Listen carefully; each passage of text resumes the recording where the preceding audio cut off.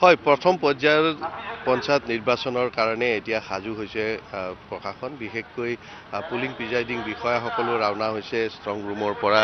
দৰং মহাবিদ্যালয়ত এই strong room স্থাপন কৰা হৈছে আৰু শোণিতপুৰ জিলাৰ আজি বিশেষকৈ ৰঙাপাৰা, বৰচলা আৰু তেজপুৰ এই তিনিওটা বিধানসভা সমষ্টিৰ অন্তৰ্গত জিলা পৰিষদ আৰু পঞ্চায়তৰ যিসমূহ ভোটগ্ৰহণ কেন্দ্ৰ আছে তাত ভোটগ্ৰহণৰ ৰাওনা হৈছে। কিন্তু মোৰ লগত এই মুহূৰ্তত উপস্থিত আছে শোণিতপুৰৰ আয়ুক্ত তথা জিলা ৰিটাৰ্ণিং নিৰ্বাচনী বিষয়া আছে। তেখেতৰ পৰা মই পোনপটীয়াকৈ জানিব বিচাৰিম।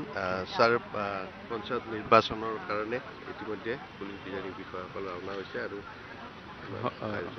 অহা কাইলৈ অৰ্থাৎ 2 তাৰিখে হ'বলগীয়া পঞ্চায়ত নিৰ্বাচনৰ কাৰণে আজি আমাৰ দৰং কলেজৰ পৰা আমাৰ মেটেৰিয়েল ডিষ্ট্ৰিবিউশ্যন আৰম্ভ হৈছে। মুঠতে 636টা ভোটগ্ৰহণ কেন্দ্ৰৰ কাৰণে দৰং কলেজৰ পৰা হৈছে। ইয়াতে তেজপুৰ, বৰচলা আৰু ৰঙাপাৰা বিধানসভা সমষ্টিৰ অন্তৰ্গত ভোটগ্ৰহণ কেন্দ্ৰ আৰু লগতে নদুৱাৰৰ 2টা ভোটগ্ৰহণ কেন্দ্ৰ ইয়াৰ পৰা হৈছে আৰু বাকী 206টা ভোটগ্ৰহণ কেন্দ্ৰৰ কাৰণে ঢেকিয়াজুলিৰ LOKD কলেজৰ পৰা এই ডিষ্ট্ৰিবিউশ্যনটো হৈছে আৰু সেইধৰণে ঢেকিয়াজুলিতো ষ্ট্ৰং ৰুম আৰু কাউণ্টিং হল কৰা হৈছে আৰু আমাৰ ইয়াতো তেজপুৰৰ দৰং কলেজতো সেইধৰণে ষ্ট্ৰং ৰুম আৰু কাউণ্টিং হল হ'ব।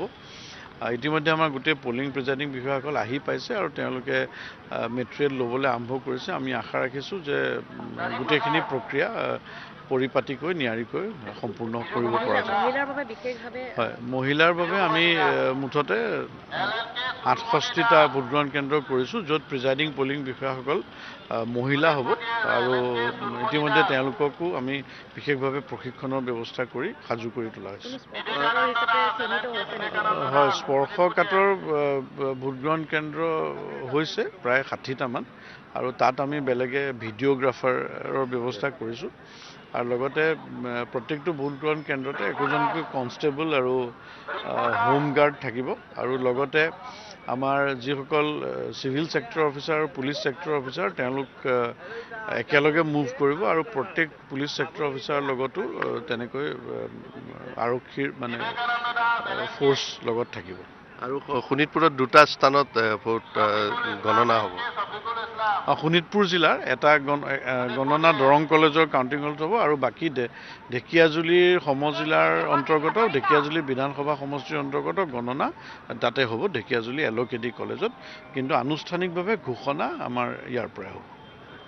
ধন্যবাদ। আৰু এয়া আছিল শোণিতপুৰৰ আয়ুক্ত তথা নিৰ্বাচনী বিষয়া অংকুৰ ভৰালী আৰু তেখেতে ইতিমধ্যে কি ধৰণৰ প্ৰস্তুতি সেই সম্পৰ্কে জনাইছে। মই সামগ্ৰিক পৰিৱেশ দেখুৱাইছোঁ। এই ভোটগ্ৰহণ কেন্দ্ৰসমূহলৈ যি পুলিং প্ৰিজাইডিং বিষয়াসকল বিভিন্ন বিষয়া কৰ্মচাৰী তেওঁলোকে ৰাওনা হ'ব আৰু এতিয়া সাজু হৈছে সকলো তেওঁলোকৰ সামগ্ৰীসমূহ লৈ গন্তব্যস্থানলৈ ৰাওনা হ'ব। মই এইখিনিতে উল্লেখ কৰিব বিচাৰিম যে নদুৱাৰ বিধানসভা সমষ্টিৰ অন্তৰ্গত 4টা জিলা পৰিষদত যিহেতুকে বিনা প্ৰতিদ্বন্দ্বিতা হোৱা নাই আৰু তাত মাত্ৰ 2টা ভোটগ্ৰহণ কেন্দ্ৰতে ভোটগ্ৰহণ অনুষ্ঠিত হ'ব। আপোনাক মোৰ ৰেঙনিজাৰত পৰিছে, তাকে সুকলমে কামটো কৰি আহিব পৰাৰ কাৰণে চিন্তা কৰিছোঁ আৰু এইবাৰ আকৌ বেলটত হ'ব।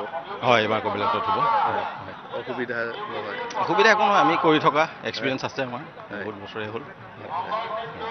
আৰু এইদৰে পঞ্চায়ত নিৰ্বাচনৰ কাৰণে সকলো সাজু হৈছে, তেওঁলোকে ভোটগ্ৰহণ কেন্দ্ৰসমূহলৈ ৰাওনা হৈছে। মই এবাৰ সামগ্ৰিক পৰিৱেশ দেখুৱাইছোঁ আৰু নিৰাপত্তাৰক্ষীসমূহ তেওঁলোকৰ নিজৰ যি কৰ্তব্যস্থল সেই কৰ্তব্যস্থললৈকে তেওঁলোকক পঠোৱা হৈছে।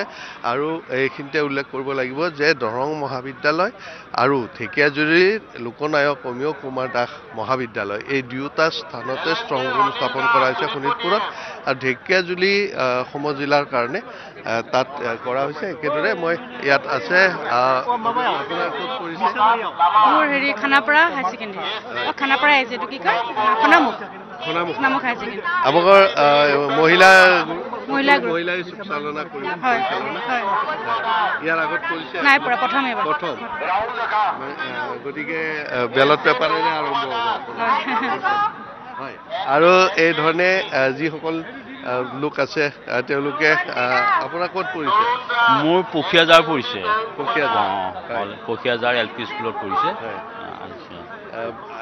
যোৱা যিটো বিধানসভা নিৰ্বাচন লোকসভা নিৰ্বাচন তাত EVM ব্যৱহাৰ কৰিছে এইবাৰ বেলট হ'ব বেলটত কৰা হ'ব তিনিখনকৈ মানে বেলট হ'ব তিনিটা এৰিয়াত তিনিটা কালাৰ তিনিটা হ'ব যেনিবা আমি মানে এতিয়া পাব্লিকক তাৰমানে আমি মানে ভোটাৰক মানে তিনিটা এৰিয়াত দি দিয়া হ'ব তিনিখন দি দিয়া হ'ব আৰু তেওঁলোকে সেইমতে চিলেক্ট কেনেকৈ ফাৰ্ষ্ট দিব আমি চব শিকাই দিছে এইটো তেনেকৈ কৰিব হয়